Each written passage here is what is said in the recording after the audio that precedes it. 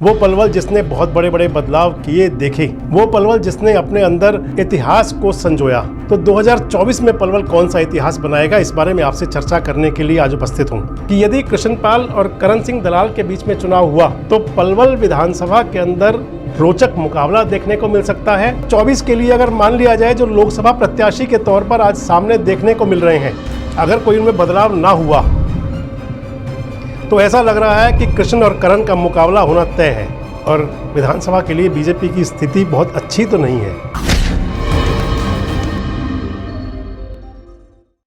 दोस्तों नमस्कार, मैं संजय मग्गू और देश रोजाना के YouTube चैनल पर आपका स्वागत है। सियासी मैदान सजने को तैयार है, सेनापतियों की तैयारी की जा रही है। मान लिया जाए कि जो सियासी चौसर है वो लगभग बिक चुकी है। इस सियासी शतरंज पर सेनापति तो ऊपर के तय हैं, लेकिन जब लोकसभा का चुनाव होगा तो लोकसभा के अंदर कौन जिले का, लोकसभा क्षेत्र का सेनापति होगा, और जब विधानसभाओं के चुनाव होंगे तो विधानसभा के क्षेत्र के अंदर कौन आदमी किस पार्टी का झंडा बरदार होगा, इस पर पूरी नज़र रहेगी। हमने आपसे एक वादा किया था कि जिलेवार आपको बताएंगे कि सियासी समीकरण क्या हैं। तो आज मैं आपके साथ शुरू कर रहा हूं उसको पलवल जिले से लेकर के। पलवल महात्मा गांधी की गिरफ्तारी का पहला गवाह पलवल, यानी कि आज़ादी के आंदोलन में जो बापू की पहली राजनीतिक गिरफ्तारी हुई थी उसका गवाह पलवल। पांडवकालीन शहर पलवल, कई ऐतिहासिक विरासतों को संजोए हुए पलवल, चाहे राजसी रजवाड़ों की बात हो या आम आदमी से जुड़ी हुई हर बात का, हर ऐतिहासिक घटना का साक्षी पलवल। वो पलवल जिसने बहुत बड़े बड़े बदलाव किए देखे, वो पलवल जिसने अपने अंदर इतिहास को संजोया। तो 2024 में पलवल कौन सा इतिहास बनाएगा, इस बारे में आपसे चर्चा करने के लिए आज उपस्थित हूँ। जब 2024 की बात करेंगे तो उससे पहले आपको पार्श्वभूमि जरूर दिखाएंगे कि 2014 और 2019 में क्या था।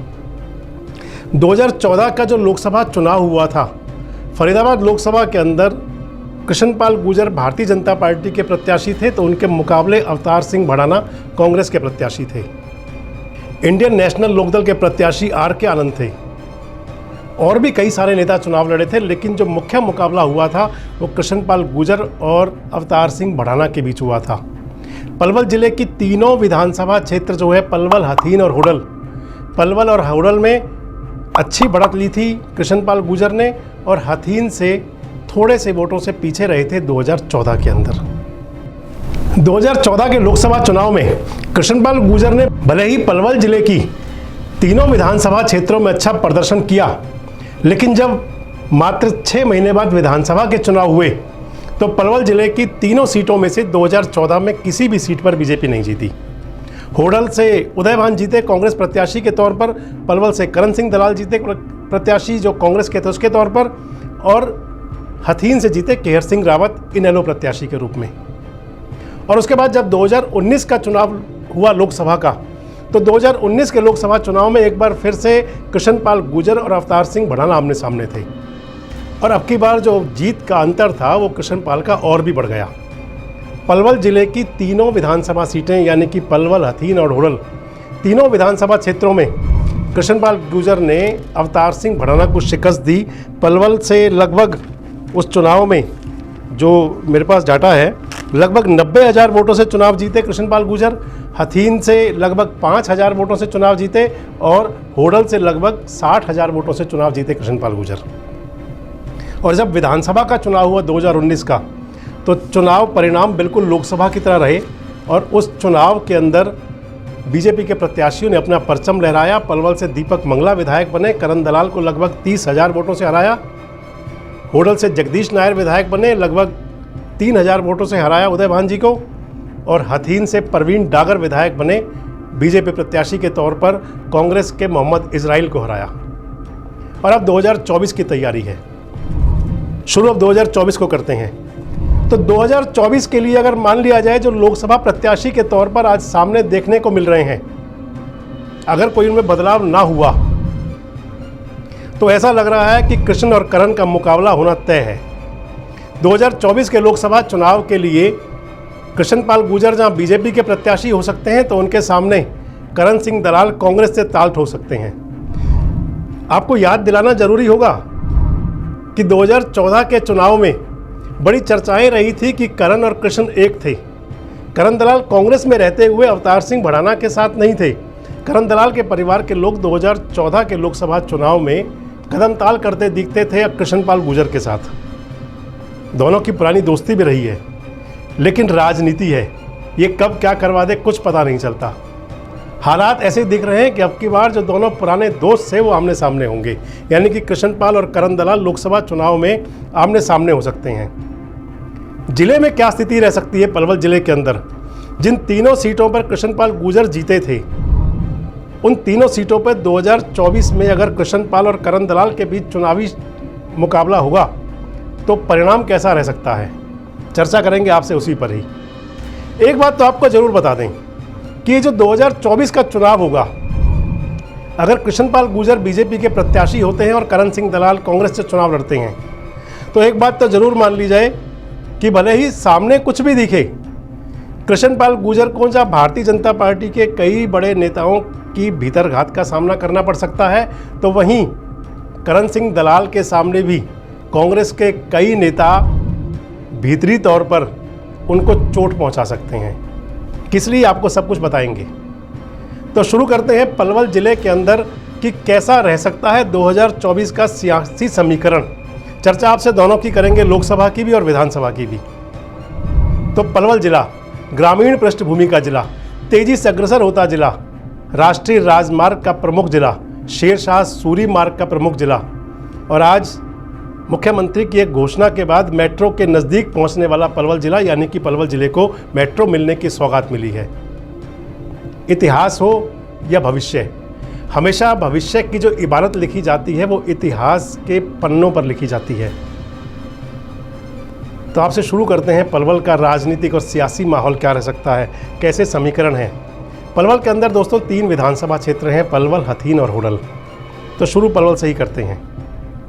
पलवल विधानसभा क्षेत्र के अंदर लगभग 2,60,000 मतदाता हैं, जिनके अंदर अगर ये मान लिया जाए कि पलवल जिले की तीनों विधानसभा सीटें अगर जातिगत समीकरण के आधार पर देखें तो हर सीट पर जाट मतदाता मेजॉरिटी में है।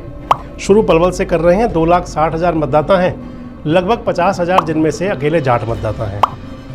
इसके बाद में दलित मतदाताओं की बड़ी संख्या है। मान लिया जाए कि दलित मतदाता जो पलवल के अंदर सभी जब कास्ट मिलाएंगे, उसके अंदर पलवल के अंदर जो दलित मतदाताओं में आते हैं वो मुख्यतः जाट, कोरी, वाल्मीकि, ये सभी हैं, खटीक, ये सभी जो मतदाता हैं ये एससी समुदाय में आते हैं। और इनकी लगभग पलवल के अंदर अप्रोक्सीमेटली 50,000 के आसपास ही वोट हैं। बीसी मतदाता सैनी, कुम्हार, प्रजापत, पांचाल अच्छा अपना असर रखते हैं। पिछड़े वर्ग के मतदाताओं की संख्या भी लगभग पलवल विधानसभा क्षेत्र के अंदर 40,000 के आसपास है। गुर्जर मतदाता अपना अच्छा रसूख रखते हैं, लगभग 25,000 मतदाता हैं। ब्राह्मण मतदाता अपना अच्छा रसूख रखते हैं, लगभग 20,000 मतदाता हैं। पंजाबी मतदाता अपनी अच्छी भूमिका रखते हैं, लगभग 20,000 मतदाता हैं। अग्रवाल मतदाता लगभग 15,000 के आसपास हैं। यानी कि मान लिया जाए कि पलवल विधानसभा क्षेत्र जाट मेजॉरिटी का जब विधानसभा क्षेत्र है, वहीं एक गुलदस्ते की तरह है जिसके अंदर सभी धर्मों और जातियों के मतदाता हैं। लगभग 10,000 के आसपास, 8,000 से 10,000 के बीच में मुस्लिम मतदाता भी हैं। लगभग 2,000 के आसपास सिख मतदाता भी हैं। तो मान लिया जाए कि पलवल विधानसभा क्षेत्र मैंने आपसे कहा एक गुलदस्ता है, और इस गुलदस्ते के अंदर 36 बिरादरियाँ और चारों धर्म समाये हुए हैं। तो पलवल विधानसभा क्षेत्र का जो चुनावी सियासी समीकरण बन सकता है, मैंने आपको बताया कि 2019 के चुनाव के अंदर जो लोकसभा का चुनाव हुआ था, कृष्णपाल गुर्जर ने लगभग 90,000 वोटों से अवतार सिंह भड़ाना को हराया था।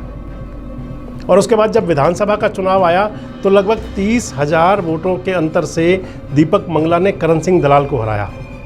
और अब जब 2024 आ रहा है, मैंने आपको बताया कि कृष्णपाल और करण सिंह दलाल आमने सामने हो सकते हैं।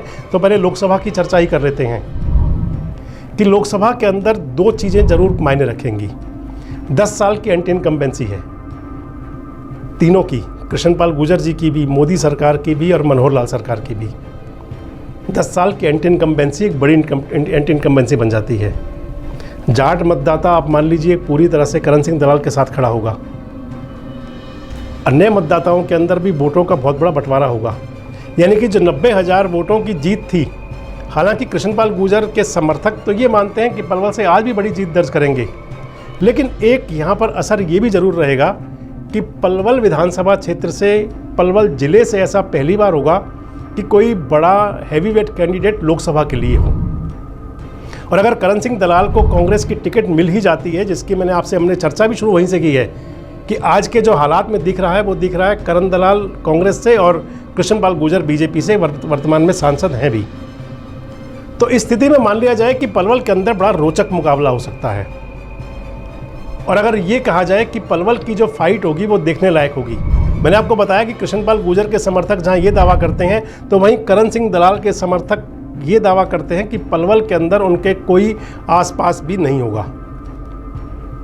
मैंने आपको एक बात और बोली थी कि जो चुनाव होगा इसके अंदर कृष्णपाल गुर्जर को भी और करण सिंह दलाल को भी अपनी पार्टियों के अंदर अपने कार्यकर्ताओं से कहीं ना कहीं भीतरघात का सामना करना पड़ सकता है।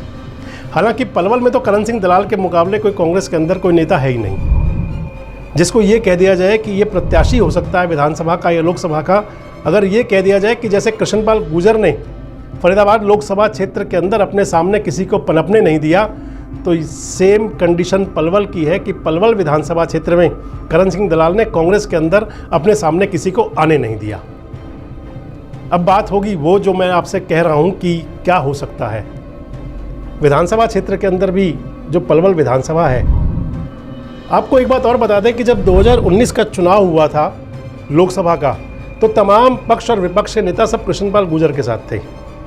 और जब चुनाव हुआ था 2019 का विधानसभा का, तो करण सिंह दलाल के विरोधी सारी शक्तियां दीपक मंगला के साथ थी, चाहे वो सुभाष चौधरी थे, चाहे वो सुभाष कत्याल थे, चाहे वो कंवर हरेंद्र पाल थे। यानी कि जितने भी नेता पलवल के अंदर हैं, वीरपाल दीक्षित थे, सभी करण सिंह दलाल के खिलाफ दीपक मंगला के साथ कदम ताल कर रहे थे। और वो चुनाव अगर ये कह दिया जाए कि करण दलाल वर्सेस था तो कोई बड़ी बात नहीं है। लेकिन आज स्थिति बदली हुई है। आज मैंने बताया कि करण सिंह दलाल ने अपने सामने जहाँ किसी को पनपने नहीं दिया, तो दीपक मंगला के सामने सैकड़ों चुनौतियां हैं, सैकड़ों कह सकते हैं, छोटे से लेके बड़े कार्यकर्ता तक पलवल विधानसभा क्षेत्र के अंदर। अभी हाल ही में आपने देखा होगा कि सुनील बैसला कार्यकर्ता हैं बीजेपी के, और उन्होंने एक फेसबुक लाइव आकर के कहा कि दीपक मंगला गुर्जरों के खिलाफ है। अभी हाल ही में जब लोकसभा क्षेत्र के लोग मिलने गए थे मुख्यमंत्री जी से, तो उसके अंदर पलवल विधानसभा क्षेत्र के मैंने आपको एक वीडियो में बताया भी था, और उसकी बड़ी चर्चा आज तक चल रही है कि प्रभावशाली नेता नहीं बुलाए गए थे।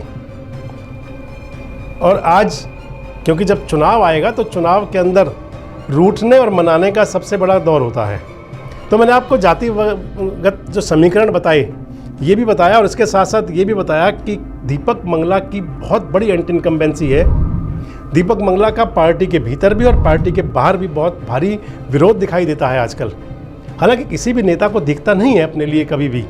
नेता और उसके जो समर्थक होते हैं उनको चारों तरफ ये दिखता है कि सब कुछ हमारे फेवर में है, लेकिन जब धरातल पर उतरते हैं, चुनावी मैदान में जाते हैं, तो हालात कुछ और होते हैं। तो जो मैं आपको बता रहा हूं कि नंबर एक तो ये कि कृष्णपाल गुर्जर को भी बीजेपी के कई नेताओं और कार्यकर्ताओं के विरोध का सामना करना पड़ सकता है। दूसरा एंटी इनकम्बेंसी है। तीसरा करण सिंह दलाल का यहाँ का लोकल प्रत्याशी होना है। और चौथा जो भाजपा के विधायक है उनका पर्सनल विरोध भी कहीं उनके आड़े आ सकता है। तो कृष्णपाल गुर्जर किसको अपना चुनावी सारथी बनाएंगे, किसके सहारे रथ हाँका जाएगा, ये सारी बातें मायने रखेंगी। चर्चाएं तो ये भी चलती हैं कि जो भारतीय जनता पार्टी के अंदर एक और चेहरा तैयार हो रहे हैं। आजकल विपुल गोयल की बड़ी चर्चा चलती है। मैंने यहाँ पहले स्पष्ट कर दिया कि आज के माहौल में कृष्णपाल गुर्जर बीजेपी और करण सिंह दलाल कांग्रेस के दिखाई देते हैं, लेकिन जो नेता जिसका नाम आता है तो विपुल गोयल का नाम भी आजकल काफ़ी चल रहा है। और विपुल गोयल पलवल जिले के भारतीय जनता पार्टी के कार्यकर्ताओं और गैर भाजपा कार्यकर्ताओं के बीच में आजकल अपनी घुसपैठ भी कर रहे हैं, आना जाना भी उनका चल रहा है। लेकिन हम चर्चा को कहीं और ना ले जाते हुए वापस वहीं लेके आते हैं कि यदि कृष्णपाल और करण सिंह दलाल के बीच में चुनाव हुआ तो पलवल विधानसभा के अंदर रोचक मुकाबला देखने को मिल सकता है, और पलवल विधानसभा क्षेत्र के अंदर करण सिंह दलाल कृष्णपाल गुर्जर पर थोड़ा हावी भी रह सकते हैं। और अगर भारतीय जनता पार्टी के कार्यकर्ताओं में, भाजपा के समर्थकों में अगर कोई किंतु परंतु हो गया तो वो स्थिति नुकसानदेह भी हो सकती है। और अब चर्चा करेंगे विधानसभा की।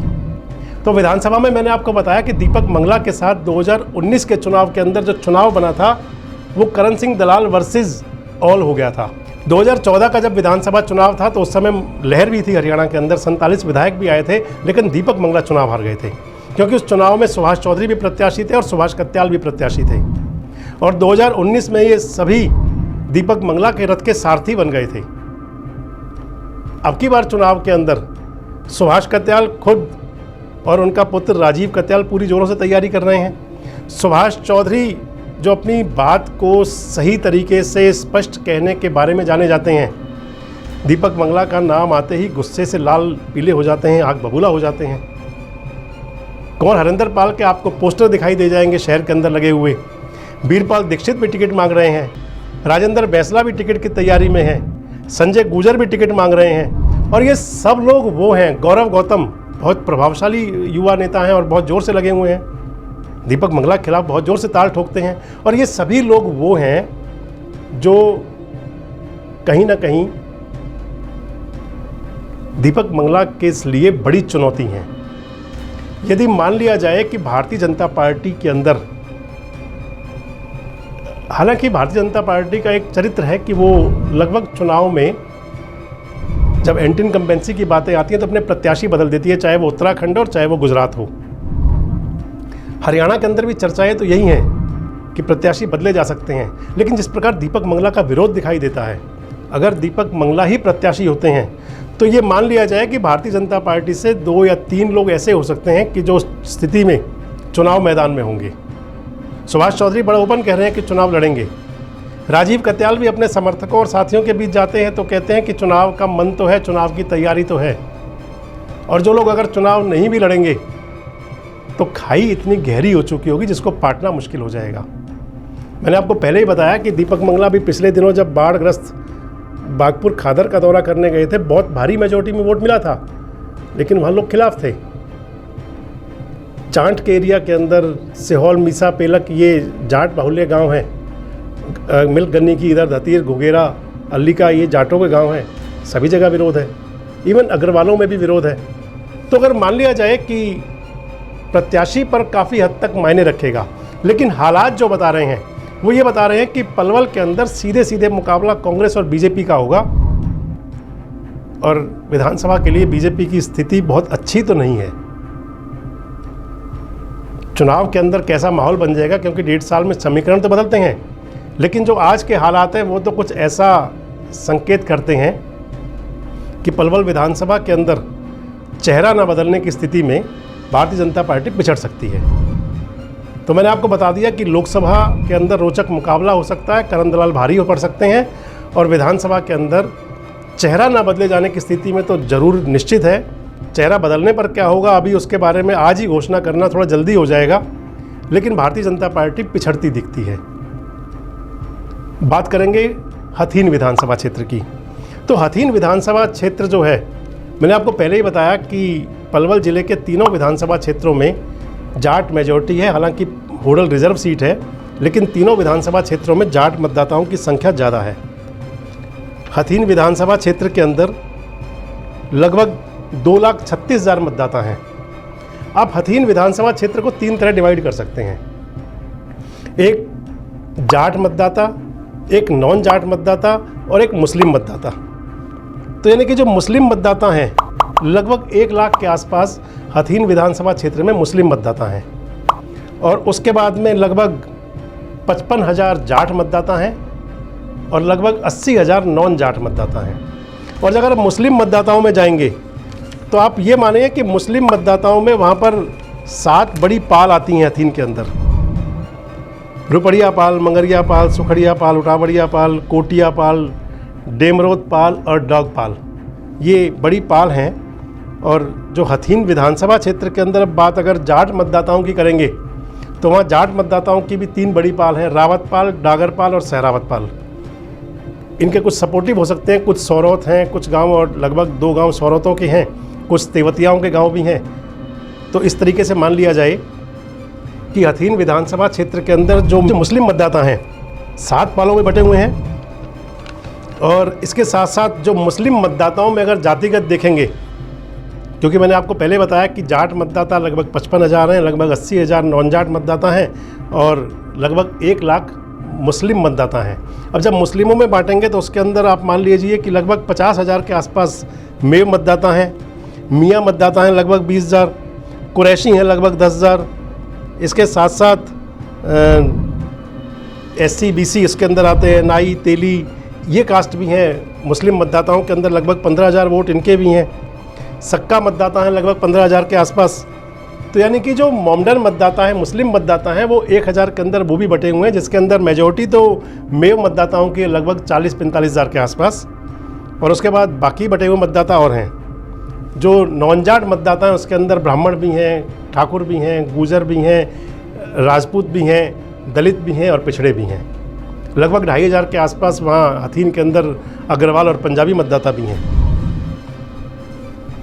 जो पिछला विधानसभा चुनाव हुआ था 2019 का, उस चुनाव के अंदर परवीन डागर चुनाव जीते थे और परवीन डागर ने लगभग 2500 वोटों से 2800 वोटों से हराया था मोहम्मद इजराइल को। इजराइल कांग्रेस के प्रत्याशी थे। तीसरे नंबर पर वहाँ आए थे तैयब हुसैन भीमसिका, वो BSP के प्रत्याशी थे। और जब उससे पहले जब लोकसभा का चुनाव हुआ था तो कृष्णपाल गुर्जर ने चौंकाते हुए परिणाम में लगभग 5,000 वोटों के अंतर से अवतार सिंह भड़ाना को हथीन विधानसभा क्षेत्र में हराया था। उम्मीद से परे था वो रिजल्ट, लेकिन हथीन ने कृष्णपाल गुर्जर की मदद की थी और उनको आगे तक पहुंचा दिया था। विधानसभा चुनाव के अंदर भी चुनाव जीत गए थे। लेकिन जो आज के जो हालात हैं, आज के जो समीकरण हैं, चर्चा अगर उनकी करें तो हथीन विधानसभा क्षेत्र के अंदर 2019 में एक बार ऐसी उम्मीद बनी थी कि केहर सिंह रावत को टिकट मिल सकता है। केहर सिंह रावत 2014 में इंडियन नेशनल लोकदल के प्रत्याशी के तौर पर चुनाव जीते थे, इनेलो के विधायक थे। जब इनेलो और जज्बा के अंदर झगड़ा शुरू हुआ तो सबसे पहले छोड़ के आने वाले इनेलो को केहर सिंह रावत थे। अभय सिंह चौटाला के बहुत नज़दीक हुआ करते थे, लेकिन चुनाव डिक्लेयर यानी कि लोकसभा चुनाव से पहले ही केहर सिंह रावत ने बीजेपी ज्वाइन कर ली थी, विधानसभा से इस्तीफा दे दिया था। मुख्यमंत्री मनोहर लाल के कहने से वो बीजेपी में शामिल हुए थे। उम्मीद थी कि 2019 में उनको टिकट मिलेगा, लेकिन कृष्णपाल गुर्जर ने अपनी वीटो पावर का इस्तेमाल करते हुए परवीन डागर को टिकट दिलवाया। परवीन डागर विधायक बन गए लगभग 2800 वोट से। और आज का जो माहौल है हथीन का, वो बहुत बदला सा है। तैयब हुसैन भीमसिका जो BSP से चुनाव लड़ चुके हैं 2 बार, अब वो इंडियन नेशनल लोकदल में शामिल हो गए हैं। और इंडियन नेशनल लोकदल में शामिल होकर वो इनेलो और बसपा का जो संभावनाएं हैं, जो इनेलो के सूत्र भी बताते हैं, जो बसपा के सूत्र भी बताते हैं, और अब जो पार्टियों में शामिल हो रहे हैं वो लोग भी बताते हैं कि क्योंकि सारी बातें तय हो चुकी हैं, गठबंधन होगा, तो ये बड़ी चर्चाएं हैं कि तैयब हुसैन इनेलो और BSP के संयुक्त प्रत्याशी हो सकते हैं, जॉइंट कैंडिडेट दोनों के। 40,000 से ज़्यादा वोट लिया था BSP के प्रत्याशी के तौर पर। तीसरे नंबर पर तो रह गए थे, लेकिन चुनाव के अंदर कमाल किया था। और अब जब 2024 के लिए वो इनेलो में शामिल हो चुके हैं, तो लोग ये बताते हैं कि हथीन विधानसभा का जो समीकरण है उसके बड़ा टेढ़ा है। केहर सिंह रावत भी तैयारी कर रहे हैं बीजेपी से, तो परवीन डागर भी हैं। मनोज रावत, जिनकी धर्मपत्नी आरती रावत को जिला परिषद का चेयरपर्सन बनाया गया, चेयरमैन बनी, उनमें भी कहीं अरमान जरूर हैं कि वो भी विधानसभा की तरफ देख रहे हैं। योगेंद्र सहरावत भी हैं, वो भी तैयारी कर रहे हैं। और भी पुराने कार्यकर्ता जरूर होंगे। लेकिन इसके साथ साथ हथीन का, मैंने आपको कहा ना कि चुनाव परिणाम बड़ा अलग रहेगा। हथीन का चुनाव बहुत दिलचस्प होगा। और जब तैयब हुसैन भीमसिका जहां इनेलो में जाके मजबूत हुए हैं, तो कांग्रेस प्रत्याशी के तौर पर अगर मोहम्मद इजराइल को देखा जाए तो कुछ कमज़ोर हुए हैं। आज से कुछ समय पहले तक ये कहा जाता था कि इजराइल सबसे मजबूत प्रत्याशी हैं, लेकिन तैयब हुसैन भीमसिका के इनेलो में जाने के बाद थोड़ा सा ये चल पड़ा है कि तैयब हुसैन भीमसिका के जाने से इजराइल को कहीं कुछ थोड़ा बहुत नुकसान हो सकता है। पिछले जो चुनाव हुए सरपंच के, उसके अंदर भी कोट जो गांव है, जो इजराइल का अपना पैतृक गांव है, जहां के इजराइल हैं, उस चुनाव में सरपंच तक भी इजराइल मोहम्मद का विरोधी जीत गया। और पहली बार ऐसा हुआ था। जिला परिषद के अंदर भी कई उनके विरोधी बने। और मान लिया जाए कि इस सब स्थिति के अंदर कुछ इजराइल कमज़ोर हुए हैं। और भारतीय जनता पार्टी की अगर बात की जाए तो बीजेपी के जो मैंने आपको बताया प्रवीण डागर हैं, प्रवीण डागर के बारे में लोग ये कहते हैं कि वो कमज़ोर प्रत्याशी हैं आगे के लिए। अगर केयर सिंह की बात की जाती है तो केयर सिंह के सामने और भी रावत नेता, नए जो नेता हैं, जो नवांकुर नेता हैं, वो भी तैयार हो रहे हैं। मनोज रावत का मैंने आपको नाम लिया। पिछले भी चुनाव के अंदर जिला परिषद के चुनाव में जीतू रावत हैं, वो चुनाव लड़े थे, चुनाव तो हार गए थे, 4000 के आसपास वोट ली थी। जेजेपी के अंदर कभी प्रभावशाली थे, अब पार्टी छोड़ चुके हैं। चर्चाएं ये कह रही हैं कि वो भी किसी पार्टी से चुनाव की तैयारी कर रहे हैं और जीतू भी कहते हैं कि मैं भी चुनाव की तैयारी कर रहा हूँ। अगर इस स्थिति में कोई और रावत प्रत्याशी कहीं और तैयार हुआ तो केयर सिंह रावत के लिए मुश्किल हो जाएगी। प्रवीण डागर के लिए जो बीजेपी के नेता भी कहते हैं और बीजेपी के बाहर के भी नेता कहते हैं, हालांकि हम उससे बिल्कुल भी उसका समर्थन नहीं करते। प्रवीण डागर एक सुलझे हुए राजनीतिज्ञ हैं, चरित्र अच्छा है, व्यक्तित्व अच्छा है, अपनी बात भी रखते हैं।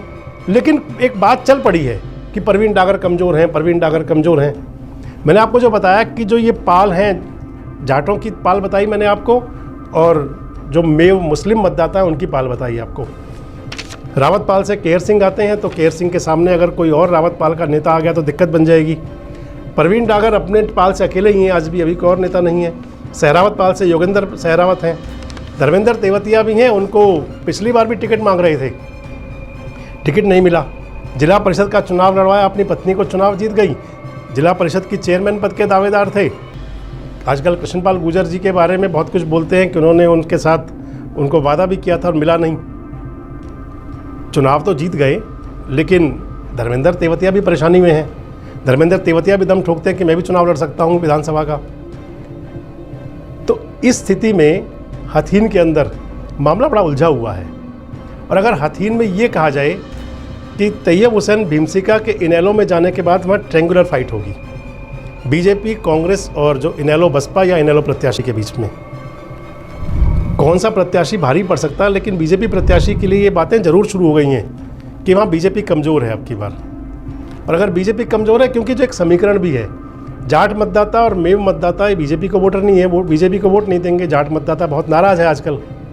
और ऐसी स्थिति में यहाँ पर चुनाव जो परिणाम होगा बड़ा रोचक होगा। लेकिन ये बात ज़रूर है कि यहाँ बीजेपी की स्थिति बहुत अच्छी नहीं है। इनेलो प्रत्याशी के रूप में तैयब हुसैन कितना कमाल करते हैं। एक हथीन के अंदर एक फैक्टर और भी है, चौधरी हर्ष कुमार जननायक जनता पार्टी में आजकल, पिछला चुनाव जेजेपी से लड़े थे।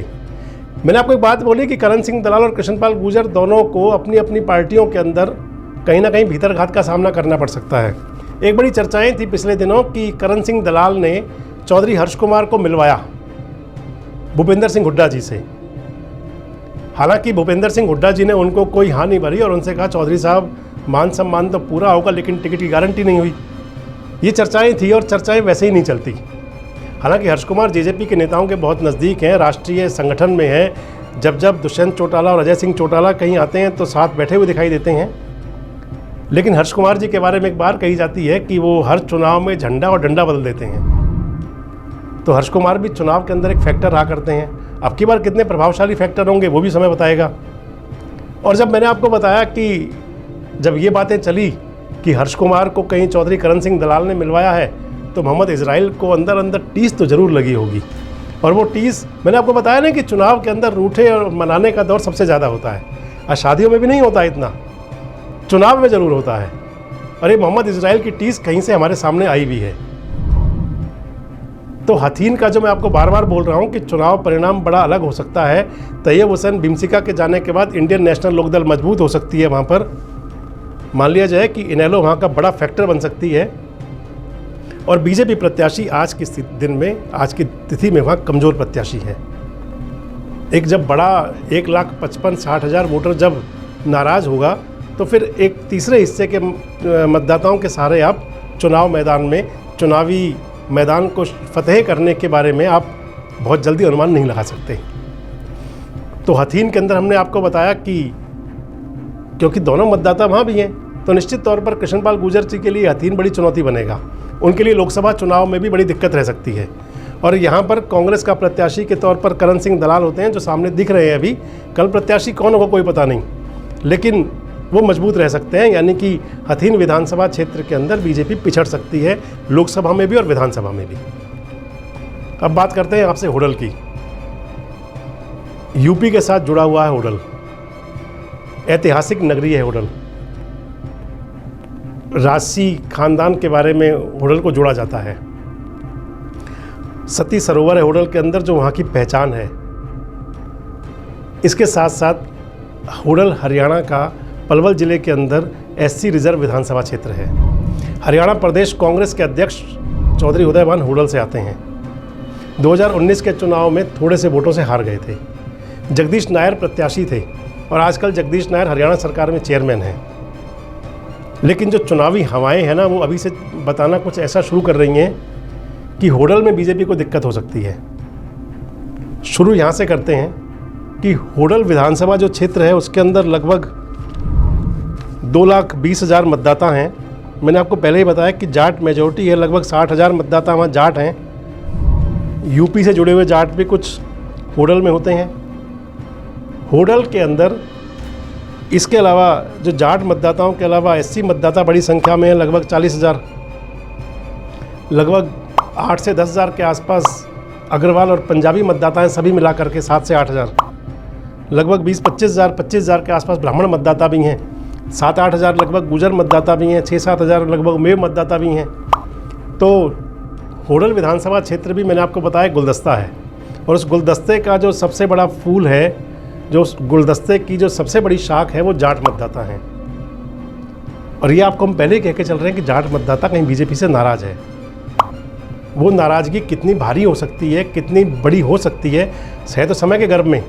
लेकिन जो होडल विधानसभा क्षेत्र है उसमें आप कुछ यूँ मान के चलिए कि होडल में नगर परिषद का चुनाव हुआ था कुछ समय पहले। अभी नगर परिषद के चुनाव के अंदर भारतीय जनता पार्टी ने जिस प्रत्याशी को टिकट दिया था, उस प्रत्याशी के विरोध में होडल से कड्डन परिवार आता है शीशपाल।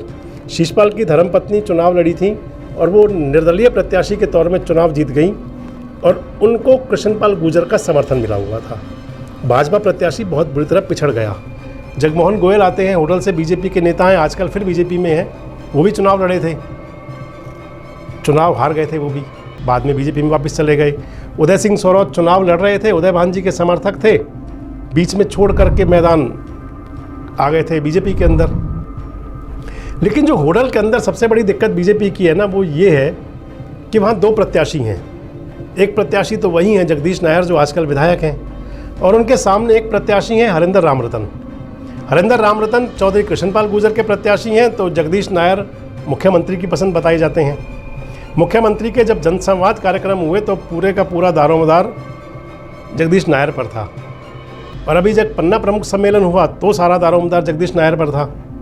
हालांकि हरिंदर रामरतन प्रभावशाली तो है, लेकिन जो पार्टी बटी हुई है, मैंने आपको पहले बताया कि सामना करना पड़ सकता है कृष्णपाल गुर्जर को भी और करण सिंह दलाल को भी। अब क्योंकि हरिंदर रामरतन को खुला समर्थन देते हैं कृष्णपाल गुर्जर, उनके मंच पर हरिंदर रामरतन की पूरी की भूमिका होती है। अगर उनके 9 रत्नों में शामिल हैं हरिंदर रामरतन, तो जगदीश नायर को कहीं ना कहीं परेशानी तो ज़रूर होती होगी। और जगदीश नायर इस परेशानी को कई बार सार्वजनिक मंचों से भी और कहीं दबे मन से, छुपे मन से उजागर भी करते रहते हैं। प्रभावशाली नेता जगदीश नायर भी हैं, और जगदीश नायर के रूप में कहा जाए कि 3 बार विधायक रहे हैं, अपना असर भी रखते हैं। पार्टी आला कमान में भी जगदीश नायर का जो स्वभाव है ना, वो बहुत अलग मिलनसार टाइप का कह सकते हैं उसको, कि कहीं बहुत जल्दी घुल मिल जाते हैं, और हर चुनाव में जगदीश नायर अपना एक नया एजेंडा लेके आ जाते हैं। तो ऐसे में भारतीय जनता पार्टी के प्रत्याशी के तौर पर क्या जगदीश नायर ही होंगे या हरिंदर रामरतन हो सकते हैं? क्योंकि पहले लोकसभा चुनाव होगा, तो लोकसभा चुनाव में अगर इन दोनों पलड़ों को साधने में कृष्णपाल गुर्जर कामयाब नहीं हुए, तो मान लिया जाए कि पहली चुनौती तो घर से ही हो गई। उसके बाद में बात आएगी कि कांग्रेस के अंदर सबसे प्रभावशाली नेता जो आज हरियाणा के अंदर हैं, जो प्रभावशाली नेता गिनती के 8-10 हैं, उनमें से एक, क्योंकि वो प्रदेश अध्यक्ष हैं, प्रदेश अध्यक्ष की बहुत बड़ी ताकत होती है। चौधरी उदयभान प्रदेश अध्यक्ष हैं, होडल से प्रत्याशी निश्चित तौर पर वही होंगे। पिछले चुनाव में थोड़ी सी वोटों से हार गए थे, 2014 में बड़े अंतर से चुनाव जीते थे, और इस समय उदयभान जब पूरे हरियाणा को साधते घूमते हैं, तो उनका पुत्र देवेश पूरे होडल के अंदर अपने पिता का चुनावी सारथी बनकर मैदान में उतरे हुए हैं। जाट मतदाताओं में नाराज़गी पहले से ही है। होडल के अंदर और मतदाताओं में भी बहुत गुस्सा है, कहीं क्षोभ भी है काफ़ी हद तक, क्योंकि जब कृष्णपाल गुर्जर जी ने जब नगर परिषद का चुनाव हुआ था, जब शिषपाल कड्डन को समर्थन दिया था, तो और प्रत्याशी जो बीजेपी समर्थक थे, आप मान लिया जाए कि अपने आप सो दैट है कि नाराज़ तो हो ही जाते हैं। जिन लोगों को सहयोग नहीं मिला होगा नाराज़ तो हुए होंगे, और वो नाराज़गी मैंने आपको बार बार कह रहा हूँ कि चुनाव के अंदर नाराज़गियाँ सबसे पहले सामने आती हैं। हालांकि आज तक ये माना जाता था कि होडल के अंदर कृष्णपाल गुर्जर आगे रह सकते हैं, लेकिन क्योंकि एक होडल ही विधानसभा क्षेत्र ऐसा है फरीदाबाद लोकसभा की 9 सीटों में, जहाँ की करण सिंह दलाल और उदयभान सामने तो कदम ताल अच्छा करते हुए दिखते हैं। तो जब दोनों मिलके चलेंगे, मतदाता भी उनके पास जाता है, तो उस स्थिति में होडल के अंदर मान लिया जाए कि विधानसभा चुनाव के अंदर तो जब 2 पलड़े होंगे, हरेंद्र भी आजकल पूरा ताल ठोकते हैं कि चुनाव लड़ना है, जगदीश नायर रुकेंगे ही नहीं, टिकट एक को मिलेगा तो हो सकता है एक आदमी सामने होगा। तो उस स्थिति में चुनावी मुकाबला वहाँ का भारतीय जनता पार्टी के लिए नुकसानदेह हो जाएगा। उदयभान पहले ही मैंने कहा बहुत मजबूत थे, पिछली बार थोड़ी सी वोटों से आ रहे थे, अब की बार क्योंकि प्रदेश अध्यक्ष बन गए हैं तो बहुत मजबूत ताकत हो चुके हैं। तो होडल विधानसभा क्षेत्र के अंदर भी मान लिया जाए कि बीजेपी कमज़ोर है, कांग्रेस अधिक प्रभावशाली है। तो पलवल जिला जहाँ 3 विधानसभा क्षेत्र हैं, हमने आपको बताया कि पलवल जिले के अंदर आज के हालात में अगर आज चुनाव होते हैं, जो आज का माहौल है उसके हिसाब से तो पलवल जिले की तीनों विधानसभा क्षेत्रों में जहाँ लोकसभा के लिए भी कमजोरी है, तो विधानसभा के लिए तो हालात अच्छे हैं ही नहीं। आगे क्या होगा भविष्य गर्भ में है, लेकिन आज के हालात में तो पलवल जिले में ये कह सकते हैं कि भारतीय जनता पार्टी का सुपड़ा साफ है। जहाँ क्लीन स्वीप किया था वहाँ स्थिति बहुत अच्छी नहीं है। तो आज हमने आपको बताया पलवल जिले के बारे में। कल फरीदाबाद लोकसभा क्षेत्र का दूसरा जिला है फरीदाबाद। आपसे चर्चा करेंगे फरीदाबाद की कि फरीदाबाद के अंदर कैसे समीकरण बन सकते हैं। बस जुड़े रहें हमारे साथ, देखते रहें देश रोजाना। नमस्कार, धन्यवाद। हमारे साथ जुड़े रहने के लिए देखते रहिए देश रोजाना का YouTube चैनल, सब्सक्राइब कीजिए। साथ ही देश रोजाना की खबरें सबसे पहले देखने के लिए प्रेस कीजिए बेल आइकन।